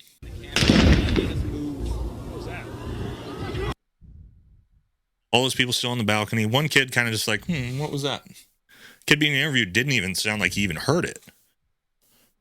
You guys realize if a 30-aught, that's basically an amphitheater, right? Dug down into the ground, big buildings everywhere. The acoustics on this would be insane. You guys realize if a 30-06, and we know it wasn't a suppressed 30-06, we've seen the FBI picture of the weapon. If a 30-06 would have gone off within 100 meters or so of these kids, everyone in that amphitheater would have immediately gone, ooh, it would have sounded like a bomb going off. But these kids didn't even flinch, which tells me it was most likely a small caliber round or a suppressed round, be it a pistol round, be it a suppressed 5.56 round. That's what that reaction tells me. That reaction from those kids, none of them barely even flinched when that gunshot went off. So here's where we're at. Is it possible that the autopsy report showed that Charlie was shot in the neck and the bullet potentially didn't make it through? Sure. If it was maybe a pistol round, is it possible that a 30-06 round was stopped by Charlie's neck vertebrae? No, it's not. There's a 0% chance of that happening. That's not possible. It's not a thing. So here lies the problem. Okay, FBI, we now have supposedly the coroner and the surgeon saying that bullet didn't pass through. It lodged just below the skin. Okay, so now we know it wasn't a 30-06. So who's the shooter, FBI? Yeah. Who's the shooter? And where the fuck is the gun? And why is everyone trying to cover it up, Nick?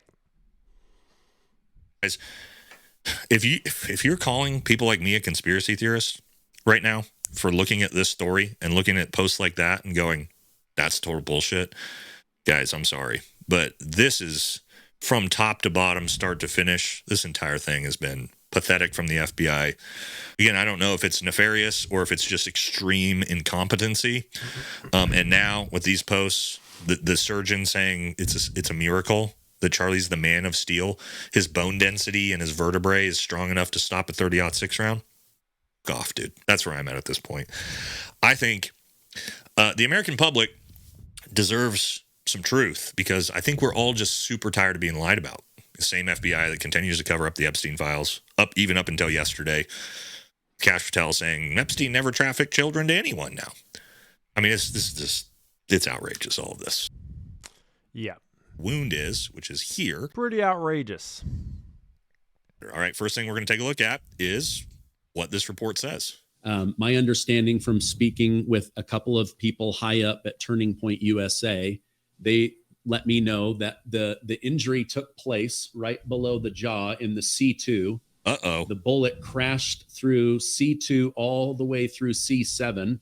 And then they found the bullet lodged in that meaty area around T1, the thoracic first vertebrae. All right, so I don't know Stephen Gardner. I don't really watch his stuff. I'm going to assume he's operating in good faith here and that he actually heard what he heard. And, somebody else also came out and said that they've seen or supposedly heard about this same autopsy report. I confirm. So both Brandon Tatum and Stephen Gardner are very closely affiliated with TPUSA. And you could say they're TPUSA mouthpieces in this regard because they are the ones being given the information to release to the public. And this was released after we had a lot of time for the internet to speculate about how weird the shot was and how none of it made sense. And so the release of this information through these channels was even more suspicious at the time. But I'm sure you were watching, Nick, so I'm sure you know all about that.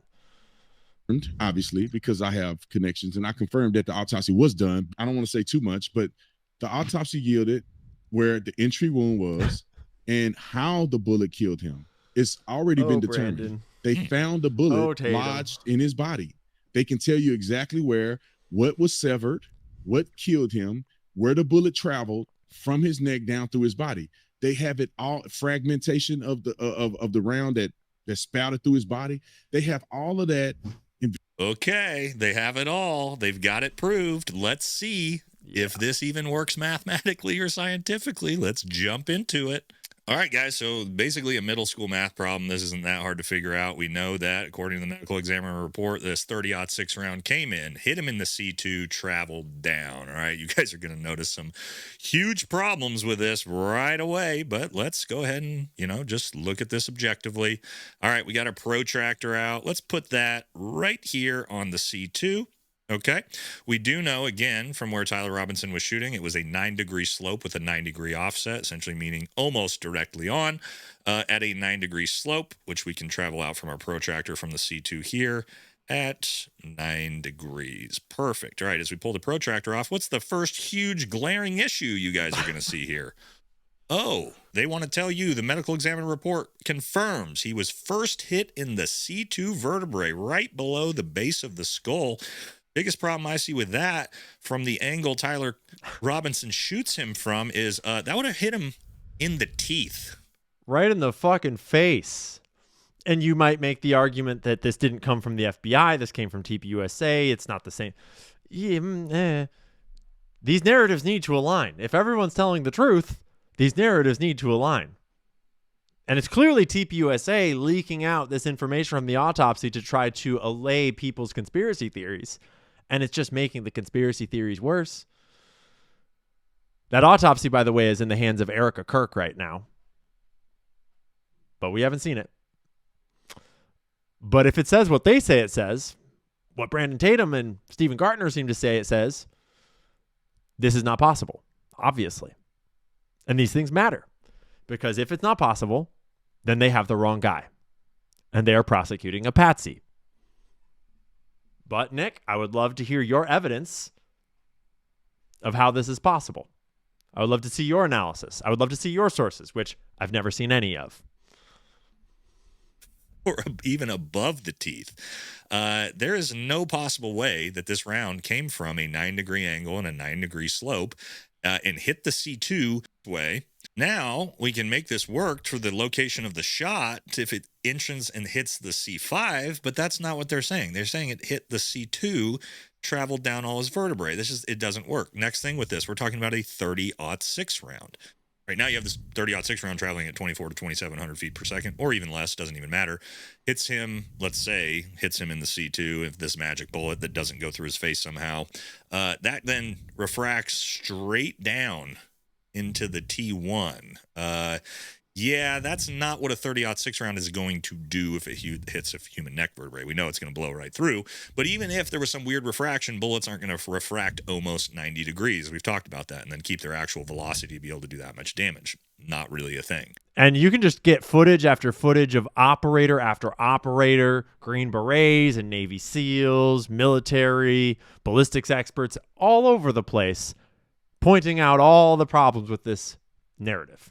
But that was not an entry wound that we saw. We saw an exit wound. So where'd that bullet come from? You don't bleed like, and I've shot guys closer than the camera was. And an entry wound doesn't look like that. An exit wound does. So that's enough of experts talking about bullets. I'm sure we beat that horse to death. I'd love to see your evidence, Nick, of otherwise. And remember that if the bullet and the gun don't match the wound, then Tyler Robinson is not your killer. But let's look at the rest of the evidence that the FBI put out, some of the glaring issues in that. Just want to remind us all of this video, and I want to go to the exact, direct, original source, the FBI's official website. We've all seen it. Zoomed in security camera footage of the figure running across the roof behind this pop-up part. Then he emerges from the right-hand side, apparently carrying something, runs across the reflective white part, where he clambers down and jumps down with the grainy zoom. A lot of people argued over what's inside of that towel. Is it a Mauser? Could be. Who knows? I'll concede that maybe that floppy thing could be a Mauser. I don't personally think so. But you know what? You can decide whatever you want to decide about this. But you remember when Dr. Chris Martenson read the affidavit and they said that they had video footage of him getting into position, and then they said Charlie Kirk was shot, and then they said they had video footage of him leaving the position. Well, the wording that they used was pretty interesting because I've been to the scene of the crime, and I know this is actually a still frame from my own footage. This is the camera where that video footage we just watched came from. This is taken as a still from my own camera footage when I went there to do some journalism. And this is Google Earth screenshotted with the camera that I just showed you down here in the bottom of the frame. It is located on this corner of this building right here.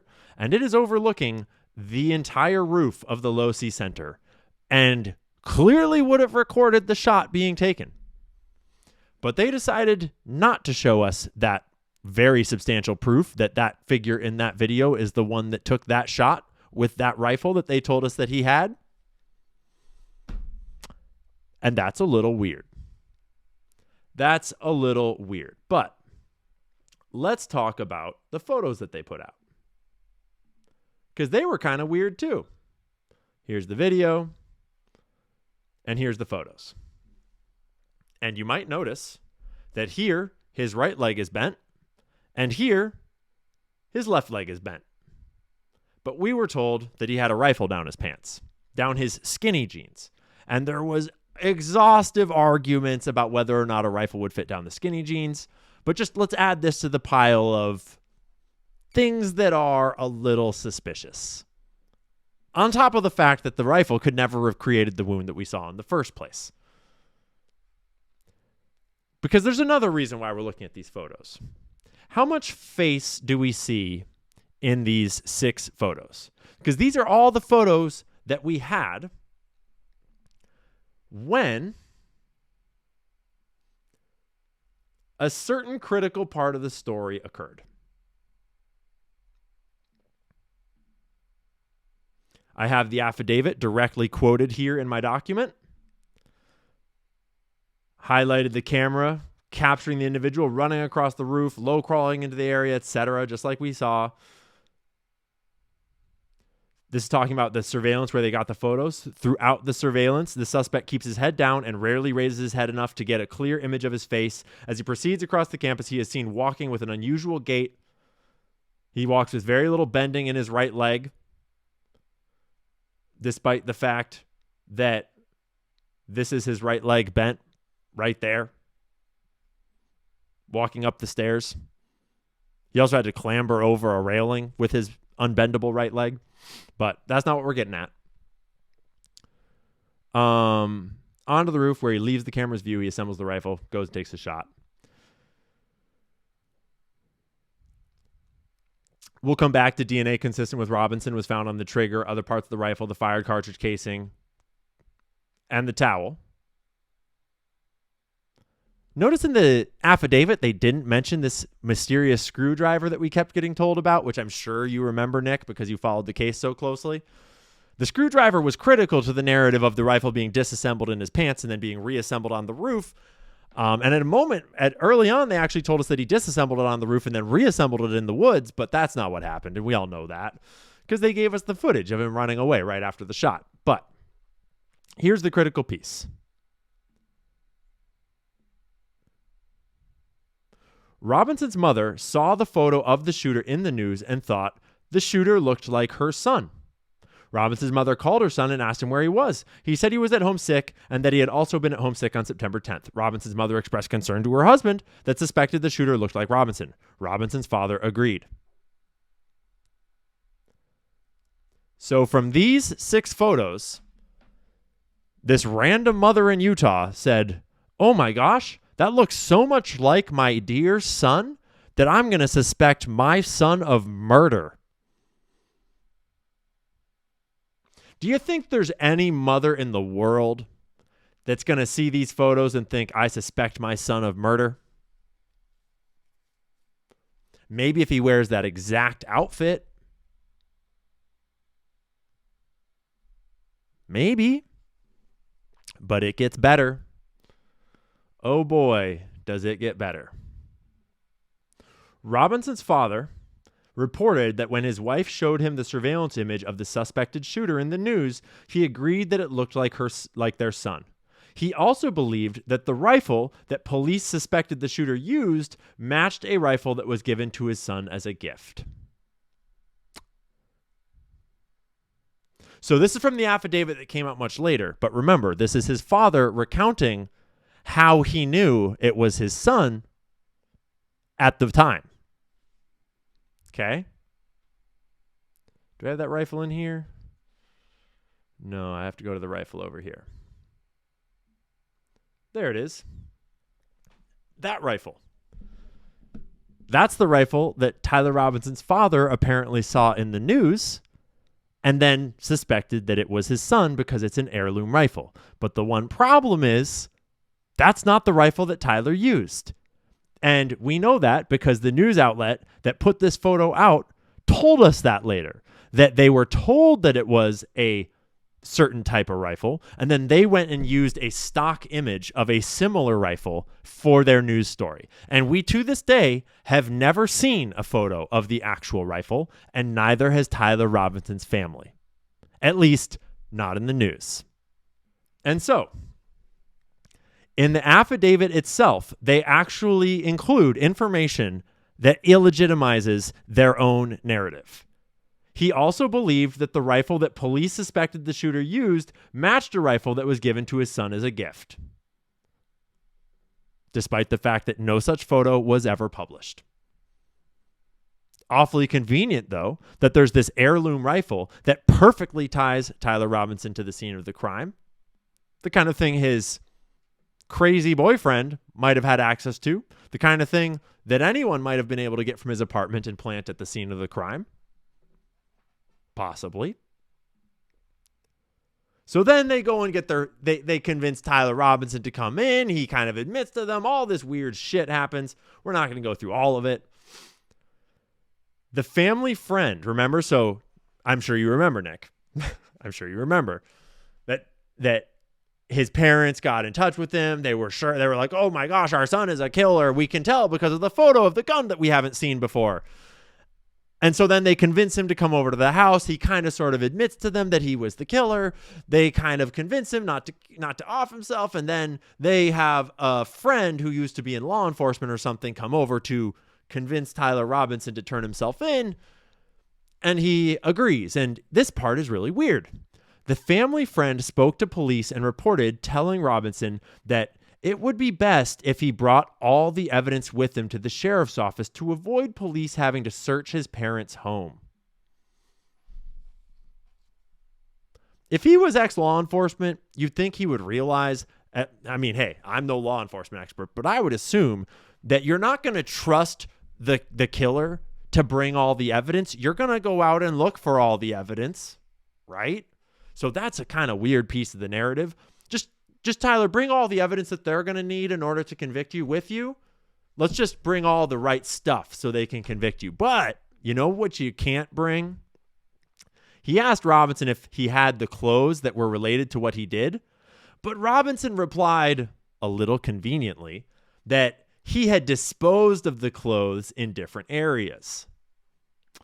Now, I'm just thinking to myself that if it's not actually Tyler Robinson in that surveillance footage, if there's something fishy going on here, those clothes might have someone else's DNA on them. And it's probably best that they get disposed of in other areas. Don't you think? Because Candace wound up surfacing a photo given to her by the public, which has never been discredited, of Tyler Robinson wearing a totally different outfit, a maroon shirt, over in a Dairy Queen, just a few hours after the shooting, just having food in front of a bunch of cameras, not stressed out at all. Kind of weird. But I promised that we wouldn't get into anything related to Canvas, so let's just forget about that. Okay. Next up, the text message thread. Very incriminating text message thread of him admitting that he did this thing. I don't think I need to tell the internet about how retarded these text messages are. You all remember the text messages, right? Why did I do it? Yeah, I had enough of his hatred. Some hate can't be negotiated out. If I am able to grab my rifle unseen, I will have left no evidence. Going to attempt to retrieve it again. Hopefully they have moved on. I haven't seen anything about them finding it. How long have you been planning this? Let me just ask all the right questions. Let me just respond with all the perfect stuff to incriminate myself in a text message thread. Well, I talk about how I was trying to get away. I'm trying to get away with this. I almost got away with no evidence. I just left the rifle at the scene of the fucking crime, which we're going to talk about here in a second. So now let me leave a digital trail that is me admitting to the crime. This kid had a 4.0 GPA. And what was his score again on the ACT? He scored a 34 out of 36 on the ACT, placing him in the top 1% of intelligence. And while we're at it, this is a screenshot from my own footage of going to the location where the rifle was dumped, because I went there to do some journalism, Nick. And you know what you immediately realize when you walk into that little space behind that chicken coop where the rifle was allegedly found? You're under complete concealment in every direction, and no one's going to see you. And you could hang out there for hours, probably. I mean, the manhunt complicates that. But bro could have gotten weird back there, and no one would have known. I mean, he allegedly changed his clothes there.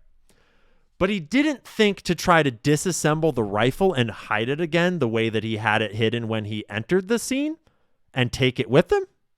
He didn't think to try to hide it in his backpack. He didn't think to try to bury it at least or hide it in all the ivy and bushes or anything else. He just decided to leave it there because he was in a big rush to get to Dairy Queen and eat ice cream. That was interesting. While we're here, maybe we'll talk about the note that he left under his keyboard. This good old note. I love how Kash Patel explains this note. He has not confessed to authorities. He is not cooperating. But DNA analysis. And again, Nick, I'm sure you've already seen all this evidence because you're so familiar with all the evidence, and it somehow backs up your theories. but I just figured we'd watch it again together. And once we make decisions, and I'm sorry, Brian, I forgot your other question. You had a written note. Did he write a written note before the assassination attempt? That's what the governor said yesterday. And what did that say? If you could. So what I'm able to say. I'm sorry. So what I'm able to say is I addressed it partially earlier, is that the written note, we believe, what did exist, and we have evidence to show what was in that note, which is, and I'm going to summarize, basically saying, the suspect wrote a note saying, I have the opportunity to take out Charlie Kirk, and I'm going to take it. That note was written before the shooting. Evidence of its existence, we now have learned, existed before the shooting, was in the location in the suspect and partner's home. But we have since learned that the note, even though it has been destroyed, we have found forensic evidence of the note, and we have confirmed what that note says because of our aggressive interview posture at the FBI. So whatever the fuck that means, that's another piece of confession that was not planted by the feds or whoever, right? I don't know what the fuck that meant. He has not confessed.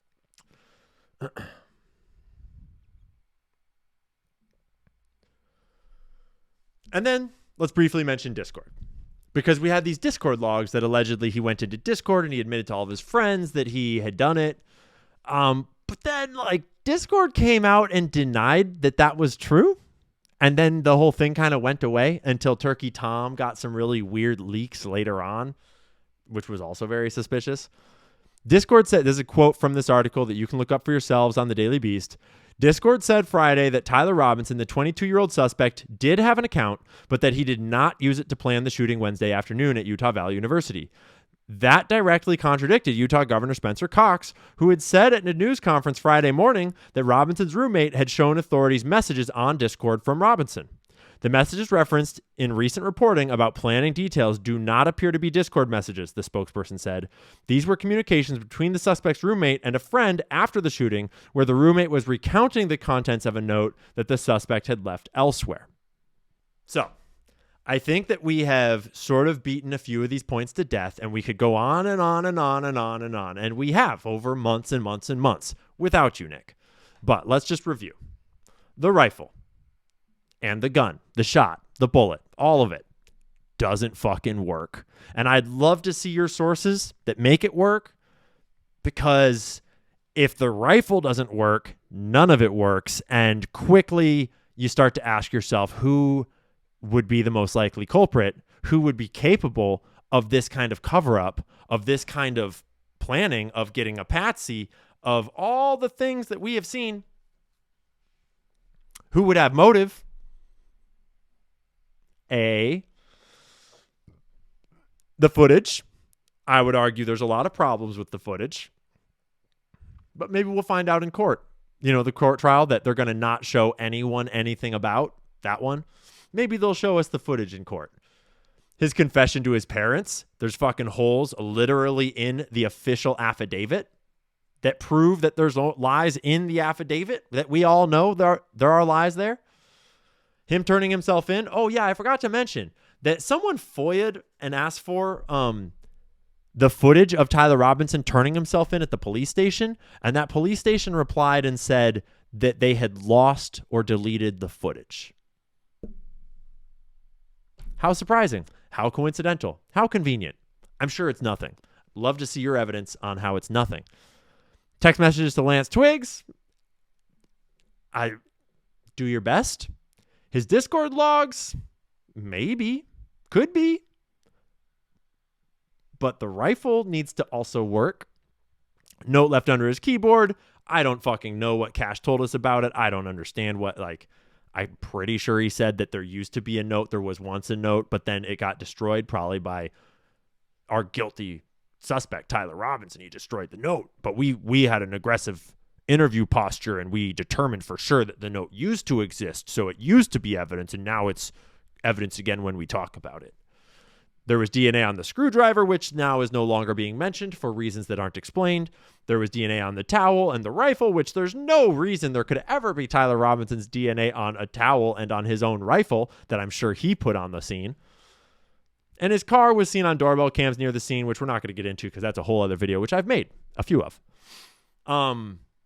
So, if you can't tell, I do have a bias. My bias is based off of all of the reporting that I've done, all the evidence that I've seen, and a little bit of preconceived bias about Israel, and my understanding that Israel is the world's foremost assassinator. That Israel is the most shitty fucking country on the planet. That Israel is conducting a genocide. So do take my bias into account while you watch this video. Okay? That's fair. You can call me a Fed. You can call me a plant. You can say that I'm like trying to character assassinate Nick or whatever you want to do. I'm just trying to share my sources and my evidence, and Nick went at me, and I didn't see any sources or evidence from Nick. I just saw a lot of ad hominem and straw man attacks and very weird, suspicious things to say, but no evidence. So, Nick, now that you've seen some evidence, which I'm sure you already were very familiar with, I'd love to hear your stance on why it's probably Tyler Robinson and the feds are probably telling the truth. And why you're not interested in developing your own understanding of what happened and asking your own questions about TPUSA and who murdered Charlie Kirk and why we're getting all this reporting about Benjamin Netanyahu offering him giant sums of money and why Benjamin Netanyahu was one of the first people to report that Charlie was dead and then to eulogize him over and over and then to talk for days and days about how Charlie was so loyal to Israel despite the text messages saying that he was objectively going to leave the pro-Israel cause. Didn't even mention the ones where he said he was thinking of inviting Candace. I would love to know how any of this squares with the message that you have been preaching for ages, since Charlottesville, since you were in Charlottesville and I was at Burning Man. How is it that you have it so right all of a sudden after years and all the evidence is just, I'm misunderstanding it, I guess? Because let's be clear. I'm just going to be honest. I did my live stream just gently, kindly prodding at what seemed a little off. It just didn't seem like the way you've been speaking before, and it just was confusing. And so I gently prodded it like, where are you at, dog? I like you. I like your shit. I like your content. I like your messages. Even the ones I don't agree with, I like how it challenges my thinking. And that's all that was. No one told me to do it. Wasn't paid to do it. I had no ulterior motive around that moment. I just wanted a good lead into my show, and my show was about the Anti-Semite of the Year competition, and you didn't win it. And I thought it was a good idea. I knew it was going to be a little controversial for sure.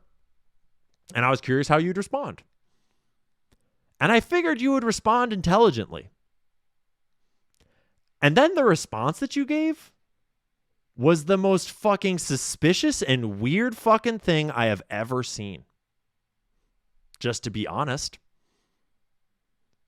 And I think we have some questions now about why the fuck is that your opinion and where is that coming from? And so now I have more questions than I had at the start. And I don't know, like, I'm not trying to make direct accusations. I'm just like, what the fuck, bro? What the fuck?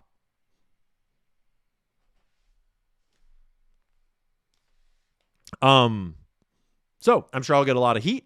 I'm sure that I'll get called all kinds of names. I'm sure there'll be all sorts of faceless frog accounts using all of the usual smears against me, as they're already doing in the comments. I would recommend that you all read the comments, especially on X, and note which accounts are defending Nick's current take and how many of them are Jewish and Israeli.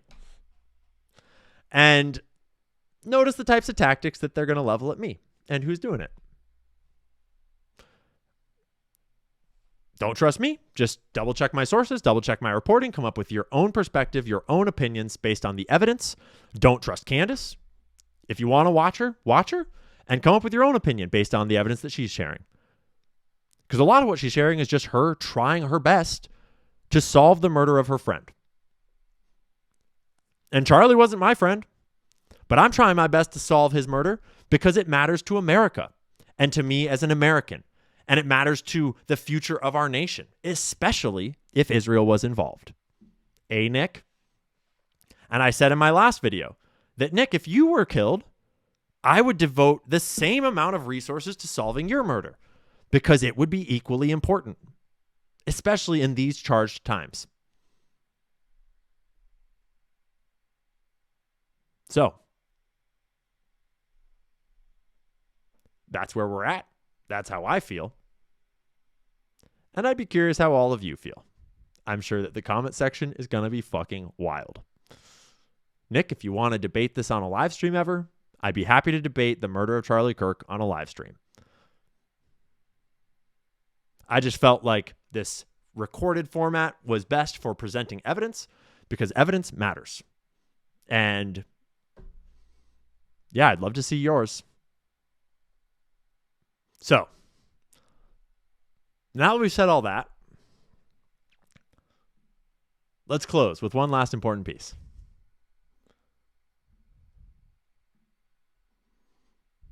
About him lying about knowing his dad was CIA. Ian Carroll spends less than 2 minutes brushing it off at the end of his stream. Invaluable for determining intentions. Praying for you and America. Well, you know what? I was being harsh on Ian for effect. I like Ian. I like Ian a lot. I hope he doesn't take it personally. But I like Ian Carroll. I think he's a good guy. You know what? I was being harsh for effect. And I like Nick. I think he's a good guy. I like Nick. And so I hope he doesn't take it personally or whatever. Conspiracy theories are entering a dangerous... Information is the oxygen of the democracy. There's so much evidence out there that even if less than 1% is true, that